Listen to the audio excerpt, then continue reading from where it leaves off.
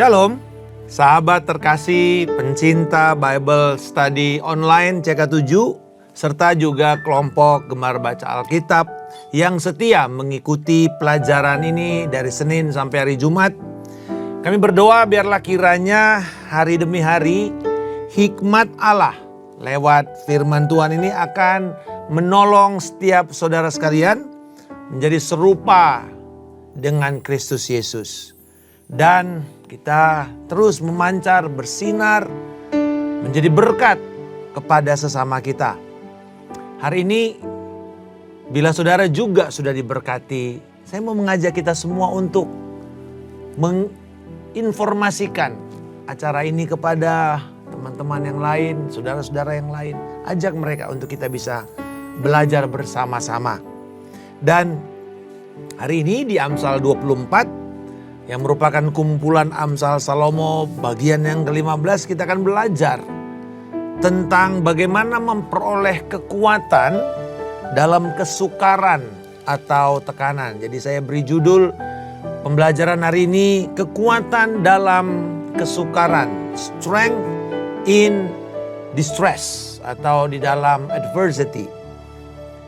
Dan saya percaya bahwa pada waktu hati kita juga siap, kita melembutkan hati kita, membangun keintiman kita dengan Kristus. Biarlah kiranya lewat pujian penyembahan kita pada malam hari ini, syukur yang kita naikkan kepada Tuhan. Mari kita katakan kepada Tuhan, sungguh kami mengasihi Engkau Tuhan Yesus. Kami mencintai firman-Mu lebih daripada apapun. Kami hidup untuk kebenaran-Mu senantiasa. Mari Roh Kudus. Haleluya. Haleluya.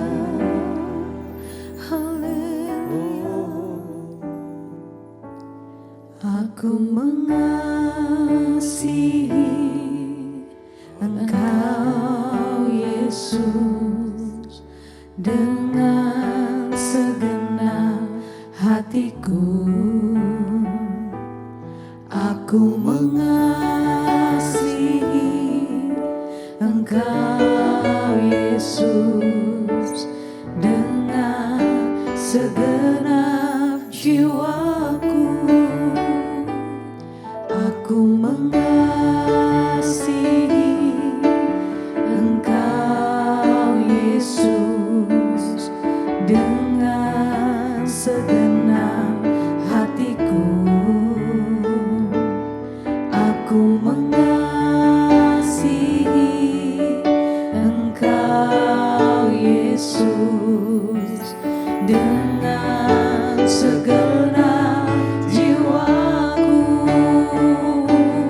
Ku renungkan firman-Mu siang dan malam.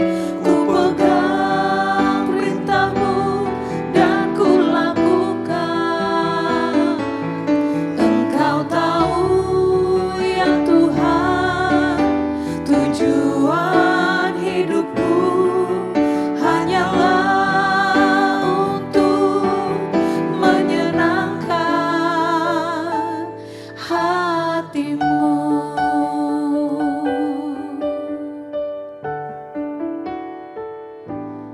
Aku mengasihi Engkau Yesus dengan segenap hatiku. Aku mengasihi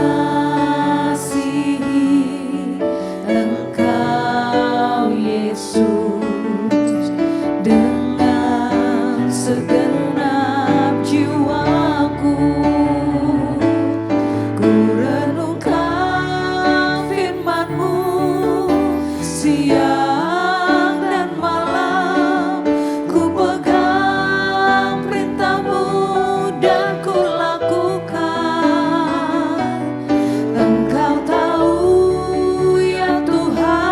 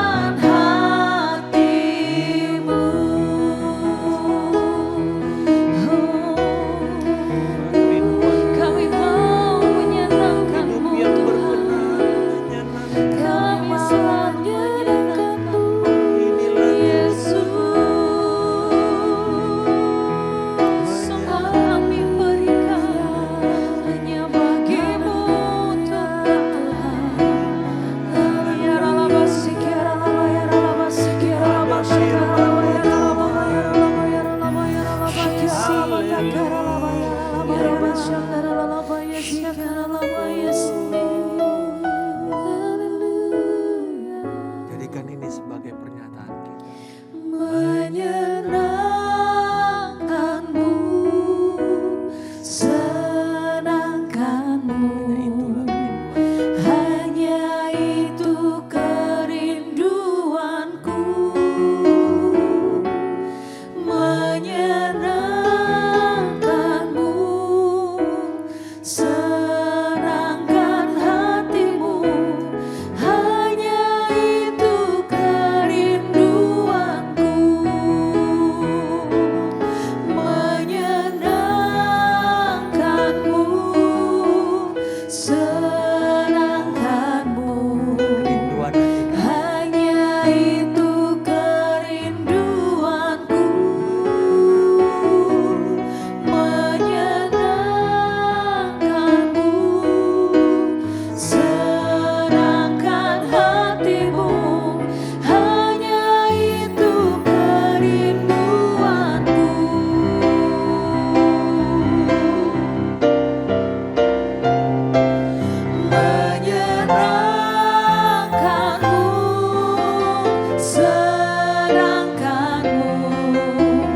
hanya itu kerinduanku. Menyenangkanmu,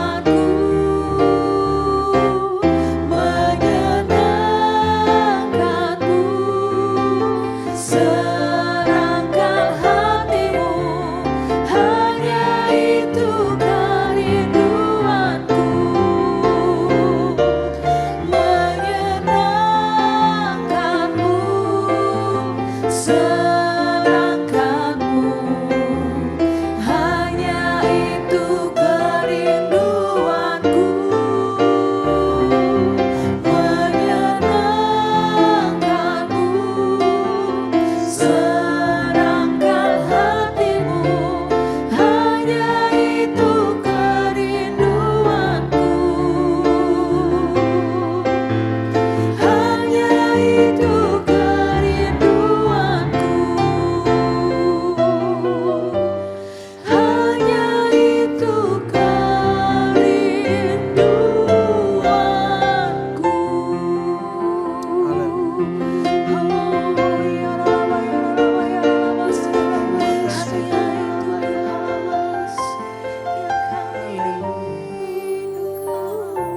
Rinduan kami yang terbesar, berjalan bersama dengan Tuhan, berkenan menikmati persekutuan kami, menikmati penyembahan kami, melihat Engkau sungguh tersenyum dan bersuka cita atas hidup kami Tuhan. Terima kasih untuk firman Roh Kudus mencerahkan hati dan pikiran kami, memahami firman-Mu ini dan kami berjalan di atasnya. Nama-Mu dipermuliakan dalam nama Yesus. Haleluya. Amin. Saudara-saudara sekalian, di dalam Amsal pasal yang ke-24 ini, ayat 3 dan 12 mengajarkan bahwa perkataan-perkataan hikmat itu harus kita pegang teguh. Dan ketika kita berpegang teguh kepada hikmat Allah, itu akan memberikan kepada kita dua hal. Satu, kekuatan dalam melewati persoalan atau konflik atau kesukaran. Yang kedua, strategi. Jadi ketika kita mengalami sebuah persoalan, konflik atau kesukaran, tantangan, diperlukan dua hal. Kekuatan untuk melewatinya, endurance, strength, tapi juga strategi. Bagaimana caranya kita bisa sampai ke sana? Di dalam ayat 3 dan 4, dengan hikmat rumah didirikan dan ditegakkan dengan pengertian, dengan pengetahuan kamar-kamar diisi dengan bermacam-macam harta benda yang berharga dan menarik. Ayat 3 dan 4 ini mengajarkan bahwa kekayaan, kelimpahan itu harus dikumpulkan lewat jalan yang benar, yaitu apa? Hikmat. Bukan dengan cara menindas, merampok, atau dengan rencana jahat. Ini dikontraskan dengan ayat 1 dan 2. Jangan iri kepada orang jahat, jangan ingin bergaul dengan mereka. Karena hati mereka memikirkan penindasan dan bibir mereka merencanakan atau membicarakan rencana jahat. Ada di sini nanti kita akan belajar larangan untuk tidak bergaul dengan orang-orang fasik. Jangan ingin bergaul. Jadi ada larangan-larangan tentang bagaimana menjauhi, bagaimana tidak bergaul. Kita bukan berkata bahwa tidak boleh mengenal mereka atau misalnya kita dalam bisnis kan kita pasti kenal, tahu, mungkin kita juga bersosialisasi. Tetapi jangan kita mengidentifikasi diri kita dengan mereka. Kalau istilah di dalam Mazmur 1, jangan duduk dan jangan berdiri. Jangan duduk di kalangan orang-orang seperti ini. Karena ini akan membawa kita kepada nasib kita nanti akhirnya. Kepada destiny kita. Ada yang mengatakan begini, 5 tahun dari sekarang, Anda menjadi seseorang itu tergantung dari 2 hal. Apa yang Anda baca atau Anda hidupi, Anda masukkan ke dalam pikiran Anda. Yang kedua, dengan siapa Anda bergaul. Jadi ternyata kalau kita bergaul dengan orang fasik, kita akan binasa. Lalu dikatakan di sini, hidup kita ini kan seperti membangun rumah. Nah, rumah hidup kita ini harus dibangun, harus didirikan atau ditegakkan, harus diisi dengan perangkat hikmat, pengertian, dan pengetahuan. Jadi ini kaki 3 tungku. Ya, kaki 3. Kaki 3. Pengetahuan, pengertian, dan hikmat. Ini sebenarnya di dalam proses pembelajaran, pengetahuan ini adalah informasi dasar. Apa, siapa, di mana, kemudian dengan siapa, kapan. Nah itu informasi dasar. Tapi ini tidak cukup. Perlu ada pengertian. Pengertian itu bagaimana kita menghubungkan satu dengan yang lain. Connecting the dots. Karena kita akan dituntun dengan satu pertanyaan. Mengapa? Mengapa orang benar jatuh tapi bisa bangkit kembali? Nah itu maka kita nanti dikumpulkan dengan semua fakta-fakta yang ada dulu. Tetapi kemudian nanti hikmat ini sampai kepada pertanyaan bagaimana? Bagaimana untuk bisa membangun kembali? Bagaimana bisa kita tegak walaupun kita jatuh berulang-ulang dan berhasil? Jadi ini bicara mengenai jalan keluar.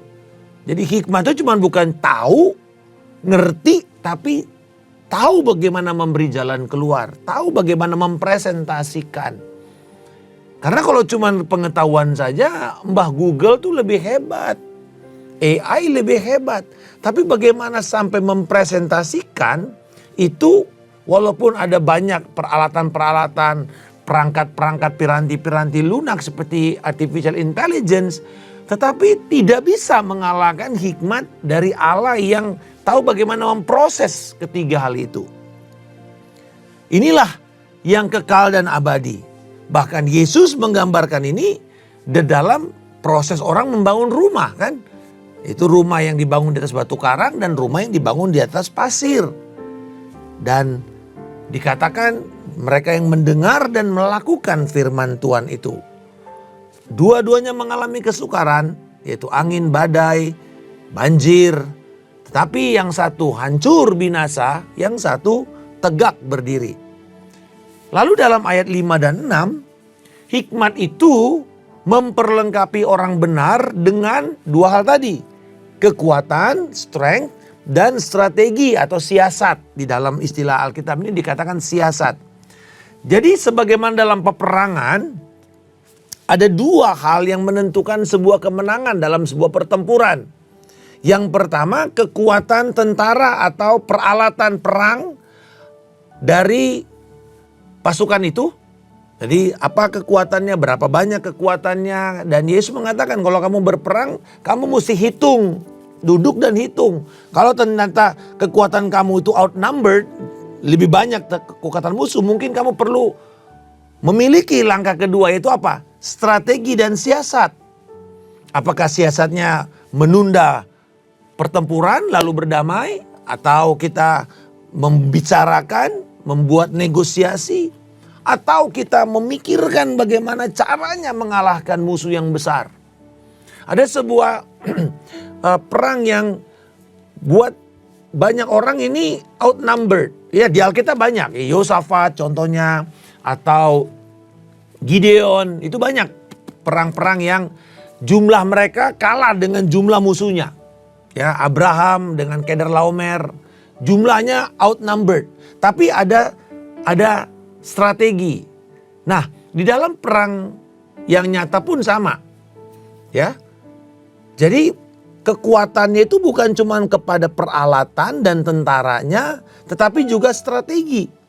Ada orang pasukan yang hebat, besar, tapi kalah karena strateginya tidak kuat. Seperti contoh, Amerika kalah di dalam perang Vietnam, padahal peralatan mereka jauh lebih canggih daripada peralatan Vietcong.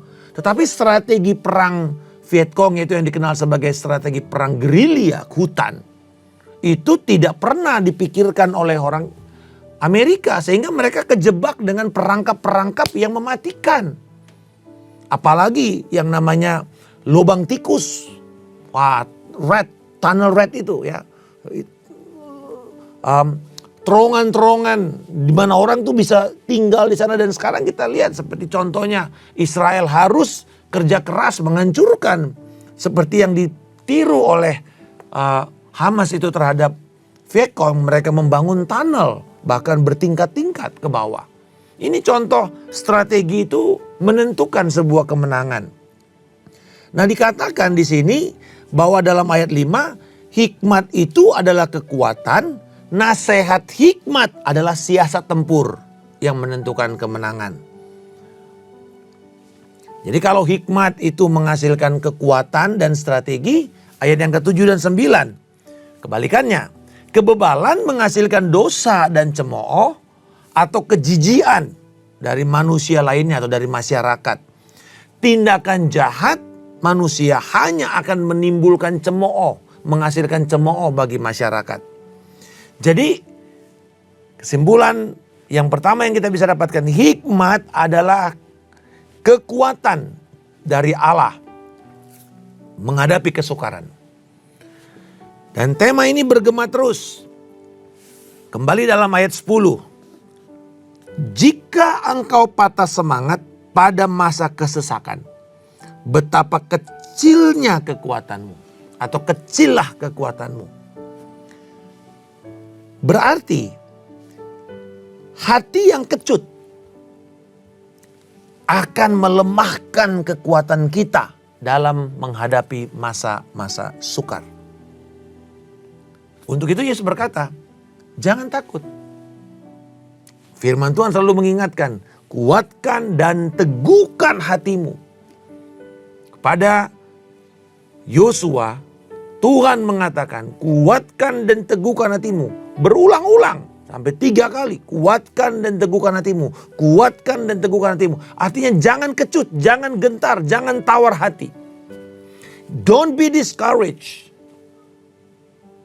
Karena seringkali kalau kita melihat tantangan seperti Yeriko yang begitu berkubu kotanya, ciut juga orang Israel sepertinya. Tetapi Tuhan memberikan apa? Bukan cuma kekuatan. Kekuatannya datang dari Allah, tapi strategi itu loh. Memutar 1 kali sehari sampai 7 kali dan meniupkan sangkakala. Strategi yang kelihatannya bodoh. Tetapi di dalam Tuhan, siasat-siasat yang dari Tuhan itu adalah siasat yang membawa kepada kemenangan. Nah, selain dari itu, kita melihat bahwa petuah tentang hikmat atau Amsal-Amsal ini memberikan kepada kita penghiburan bagaimana menghadapi atau jalan keluar terhadap kesesakan dan kesukaran. Ayat 13 sampai 22 merupakan nasihat yang melarang orang benar untuk terlibat. Seperti tadi dalam ayat yang pertama. Untuk tidak bergaul dengan orang-orang fasik. Ada 4 larangan yang diberikan. Yang pertama dikatakan jangan mengintai atau menjebak orang benar. Ayat 15 dan 16. Jangan mengintai kediaman orang benar. Lalu kemudian ayat yang ke-16. Sebab walaupun mereka jatuh 7 kali, orang benar itu akan bangkit kembali. Tetapi orang fasik akan roboh dalam bencana. Dikatakan jangan mengintai, jangan menjebak hidup orang benar. Seringkali kan yang terjadi kalau kita dalam persaingan bisnis, persaingan politik, selalu ada yang namanya jebakan-jebakan itu. Perangkap-perangkap. Apakah itu nanti perangkapnya lewat perempuan, lewat fasilitas, lewat mungkin tipuan-tipuan yang lain. Seperti kalau dalam perang itu ada jebakan-jebakan seperti ranjau, seperti jebakan perangkap yang di hutan itu yang menghancurkan. Nah saudara-saudara, ada 4 larangan. Yang pertama dikatakan tadi, jangan mengintai atau menjebak. Jangan berpikir untuk menghancurkan orang. Jangan berniat untuk merusak hidup orang lain. Yang kedua, jangan bersuka cita kalau melihat musuhmu jatuh. Atau orang fasik itu jatuh. Justru kita berbelas kasihan. Ayat 17 dan 18. Jangan bersuka cita kalau musuhmu jatuh. Jangan hatimu bersukaria kalau ia terperosok. Supaya Tuhan tidak melihatnya dan menganggap itu hal yang jahat. Lalu memalingkan murkanya dari orang itu. Jadi kita kadang-kadang kesel ya melihat orang jahat itu. Lalu kemudian dihakimi, lalu wah bersorak-sorak kita. Tapi justru harusnya kita berbelas kasihan. Dan ini memang kelihatannya sebuah paradoks, sebuah kontroversi. Loh kan Tuhan memang pantas dong dia dihakimi. Tapi Tuhan mengatakan, kamu jangan seneng kalau orang itu jatuh. Itu SMS saudara ya. Seneng melihat orang susah. Susah melihat orang senang. Nah itu dia. Jadi jangan kamu berperilaku SMS. Seneng melihat orang susah. Bangga gitu loh kalau orang itu lagi kesusahan. Karena itu berarti saudara sedang sombong dan membandingkan bahwa saudara lebih baik daripada mereka. Padahal ingat, Tuhan sebagai hakim kita. Dikatakan makanya ketika Tuhan melihat itu, murkanya kebalik. Justru kena kepada orang benar. Yang ketiga, jangan iri kepada orang fasik. Ayat 19 dan 20. Jangan menjadi marah kalau orang fasik itu berbuat jahat. Iri kepada mereka. Karena tidak ada masa depan sebenarnya buat mereka. Jadi kadang-kadang kan mereka ini cepat kaya. Ya, kita lihat orang-orang yang melakukan penipuan-penipuan tuh mereka kelihatannya wah kaya. Jalan-jalan kemana-mana. Plesir. Lalu kemudian makan-makan di restoran yang mahal. Punya barang-barang mewah. Tapi ternyata hidup mereka dari menipu orang. Ternyata tidak lama semuanya disikat habis. Jangan menempuh jalan pintas untuk menghasilkan kekayaan. Ini salah satu jalannya orang fasik. Jadi jangan kita langsung aduh iri ya. Aku udah susah-susah seperti pemazmur ya. Aku udah susah-susah hidup menjaga hidupku bersih. Tapi kok ternyata orang fasik enak-enak. Tapi kan kita tahu di ujungnya dikatakan mereka berjalan di tempat yang licin. Dan sebentar mereka tergelincir dan mati. Yang keempat, jangan melawan raja dan Tuhan. Ayat 21 dan 22. Hai anakku, takutlah akan Tuhan dan raja. Jangan melawan kedua-duanya. Karena dengan tiba-tiba mereka yaitu Tuhan dan raja menimbulkan bencana. Dan siapa mengetahui kehancuran mendatangkan mereka. Kita lihat kalau Tuhan menghakimi itu tidak ada orang yang bisa memprediksi. Jadi saudara, jangan memberontak kepada otoritas. Baik firman Tuhan maupun kepada otoritas.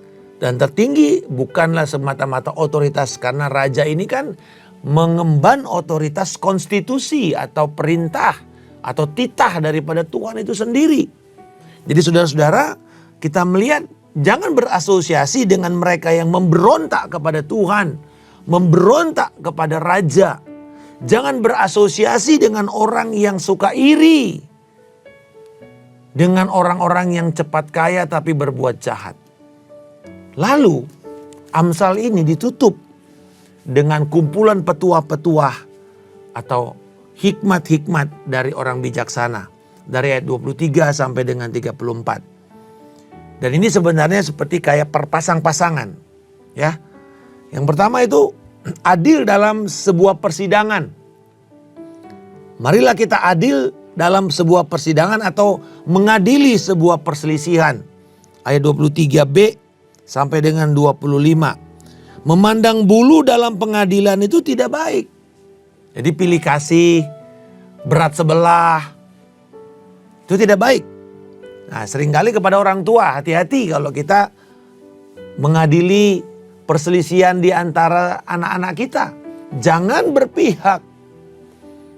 Karena pasti kalau ada perselisihan, dua-duanya selalu pasti ada andil dalam kesalahan itu. Maka berpihaklah kepada kebenaran. Dikatakan di sini, kepada orang fasik kalau engkau mengatakan, oh orang fasik, udah tahu orang fasik jahat, tetap dikatakan engkau tidak bersalah. Kamu akan dikutuki, dilaknat. Oh aduh, mengerikan sekali katanya. Dilaknat, dikutuk, ditulah. Mengerikan saudara. Artinya coba bayangkan ini hakim yang jelas-jelas orang ini salah.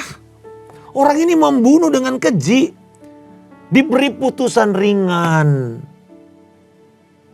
Padahal ancamannya bisa hukuman mati misalnya. Tapi diberi putusan ringan. Malah nanti di ujung-ujungnya bisa bebas. Ini kan menimbulkan sakit hati dari rakyat. Tapi Alkitab jelas mengatakan orang-orang seperti ini gak akan bebas. Justru mereka akan mendapatkan konsekuensinya. Jadi bila kita di pihak otoritas yang memiliki hak dan otoritas untuk mengadili perselisihan, mari ingat, jangan kita berpihak kepada kejahatan. Berpihaklah kepada kebenaran. Yang kedua, petua tentang perkataan yang tepat waktu. Ayat 26. Siapa memberi jawaban yang tepat, mengecup bibir, ya, mencium. Jadi artinya perkataan yang tepat itu membawa kasih, membawa cinta, membawa kehidupan. Lalu ayat 27. Perilaku positif dalam bekerja. Bereskanlah pekerjaanmu di luar. Siapkanlah itu bagimu di ladang. Kemudian barulah engkau mendirikan rumahmu. Artinya apa? Kembali lagi. Kemalasan itu apa? Memulai sesuatu tapi tidak pernah menuntaskan. Tidak pernah membereskan hasil kerjanya. Artinya membuat prioritas. Dan firman mengatakan prioritas kita pertama, carilah dahulu kerajaan Allah dan kebenarannya. Bereskan pekerjaanmu, baru kemudian dirikan rumahmu. Ada tanggung jawabmu yang lebih besar. Upayakan kepentingan orang lain lebih dahulu, baru dirimu. Yang pertama Tuhan, orang lain, lalu diri kita. Itu sebabnya lagu anak-anak sekolah minggu itu, I got joy deep in my heart. Deep, deep, deep in my heart. G-O-Y. Down in my heart. G-O-Y. Jesus, others, yourself. Joy. Yesus dulu. Orang lain, baru diri kita. Barulah kita hidup dalam sukacita penuh dengan Tuhan. Ini saudara, pentingkan orang lain, tuntaskan pekerjaan yang dipercayakan kepada saudara. Seberapa sulit pun itu, seberapa mepet pun waktunya, tuntaskan. Lalu, nah ini tadi yang namanya ini sebuah kalau kita susun strukturnya itu A, B, C, B apostrof, lalu kemudian A apostrof. Jadi kayak begini ya. Nah, mari kita lihat tadi mulainya dengan adil dalam persidangan, perkataan yang tepat, perilaku yang positif. Nah sekarang perkataan yang salah. Nah berarti kan tadi yang dibaliknya. Perkataan yang salah. Ayat 28 dan 29. Jangan menjadi saksi terhadap sesamamu tanpa sebab. Nah ini kan bicara lagi tadi tentang bagaimana kalau kamu dalam pengadilan. Jangan menipu dengan bibirmu, jangan bersaksi dusta. Jangan engkau berkata sebagaimana ia memperlakukan aku, demikianlah aku perlakukan dia. Aku akan membalas sesuai dengan perbuatannya. Kembali lagi, keadilan, perkataan yang tidak tepat, yang menipu, yang berdusta. Lalu yang terakhir, perilaku negatif dalam bekerja. Dari ayat 30, dia bicara mengenai aku melewati ladang seorang pemalas, kebun anggur orang yang bebal yang tak berakal budi. Lihat, semuanya ditumbuhi onak, itu duri-duri. Tanahnya tertutup dengan semak duri. Temboknya sudah roboh, artinya berbicara mengenai orang yang tidak pernah mengusahakan, menjaga, memelihara, merawat. Pekerjaannya tidak pernah tuntas. Tidak pernah dipelihara dengan baik. Aku memandang dan memperhatikannya dan menarik satu pelajaran. Apa itu pelajarannya? Sebentar-sebentar tidur, sebentar-sebentar ngantuk, sebentar-sebentar melipat tangan untuk tetap berbaling, tidur terus. Maka kemiskinan datang kepadamu seperti penyerbu dan kekurangan seperti orang yang bersenjata. Kembali lagi ini berbicara mengenai kemalasan. Ini diulang lagi sepertinya dalam Amsal pasal yang ke-6. Orang malas itu seperti engsel kan?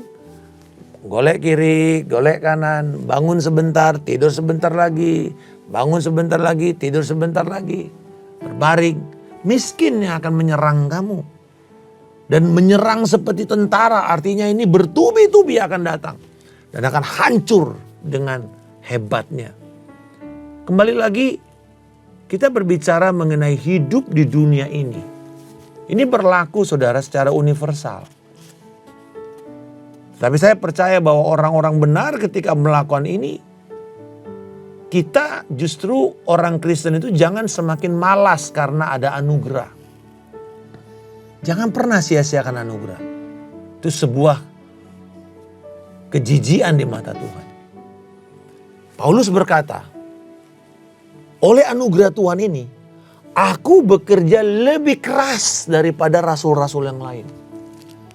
Lebih excellent daripada rasul-rasul yang lain. Apakah dia berusaha untuk menyombongkan dirinya menjadi yang terbaik? Bukan. Tetapi karena dia sadar di dalam 1 Korintus pasal yang ke-15 dikatakan, oleh anugerah Allah aku diselamatkan. Siapa aku ini? Aku ini orang yang menganiaya jemaat, orang yang paling terakhir mendapatkan pernyataan Tuhan. Tapi kemudian Tuhan mengatakan bahwa kamu dipanggil sebagai rasul. Nah saudara, coba kita lihat 1 Korintus pasal yang ke-15. Dimulai dari ayat 9. Dia katakan, sebab akulah yang paling hina dari semua rasul, bahkan tidak layak disebut rasul. Karena aku ini menganiaya jemaat. Namun, tetapi, karena anugerah Allah, aku adalah sebagaimana aku ada sekarang. Jadi panggilannya, pilihannya itu karena kasih karunia Tuhan. Jadi kasih karunia Tuhan, saving grace, menyelamatkan. Tapi juga anugerah Allah itu memberikan kepada kita kemampuan, working grace. Jadi ada saving grace, ada working grace. Nah, Paulus mengkombinasikan dua hal ini. Satu, aku diselamatkan oleh karena kasih karunia Tuhan. Aku dipilih menjadi rasul. Tetapi kemudian juga dikatakan begini, dan anugerah yang diberikan kepadaku tidak sia-sia. Tidak kosong. Tidak menjadi sesuatu yang tak bermanfaat sama sekali. Wow. Berarti ada kemungkinan orang benar itu menyia-nyiakan kasih karunia Tuhan. Menjadi malas. Tidak giat. Saya kadang-kadang mendengar, kok orang-orang di gereja, staf-staf di gereja, orang-orang yang bekerja di gereja, kok produktivitasnya, semangat kerjanya, kok lebih rendah daripada orang yang di dunia. Malah kadang-kadang cenderung dikatakan, kok mereka males ya Pak.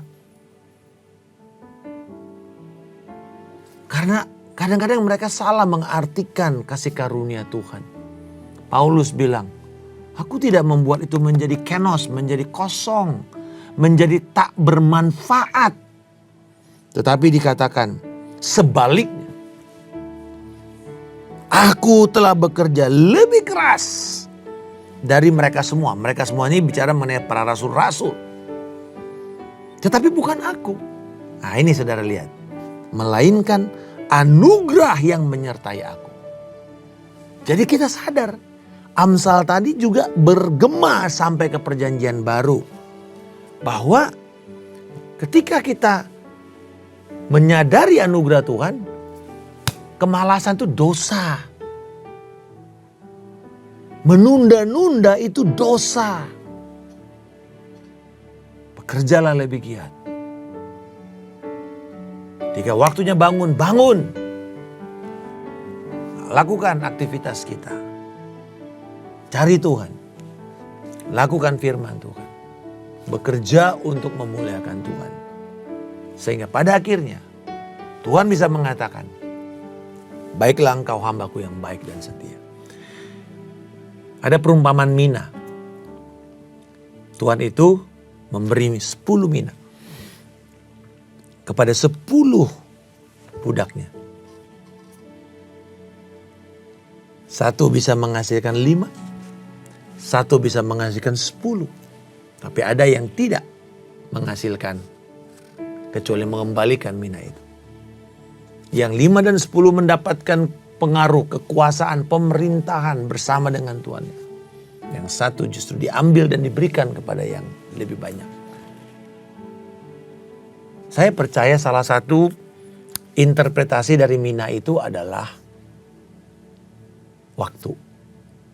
Adakah di sini yang karena Tuhan begitu sayang kepada saudara, saudara diberikan waktu 26 jam satu hari? Adakah saudara di sini yang karena Tuhan tidak sayang sama saudara, kamu hanya dikasih 22 jam untuk kamu jalani satu hari? Tidak ada. Semua kita diberi mina yang sama, 24 jam. Tapi kenapa ada orang yang begitu berhasil? Ada orang yang tetap tinggal dalam kemalasan dan kemiskinan? Jawabannya sederhana. Apa yang engkau perbuat dengan waktu yang Tuhan percayakan kepadamu? Efesus pasal yang kelima mengatakan waktu ini jahat. Marilah kita pergunakan sebaik-baiknya. Karena nanti Tuhan akan tanya itu. Dan minta pertanggungjawaban atas segala waktu yang kita buat. Apakah waktu ini kamu kerjakan untuk kemuliaan Tuhan atau tidak?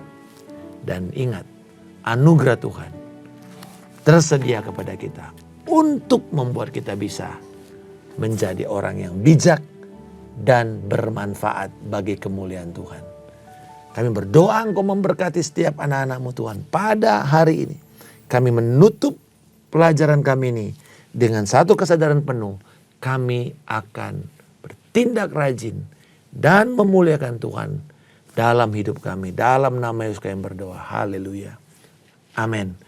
Tuhan Yesus memberkati. Sampai bertemu kembali. Shalom.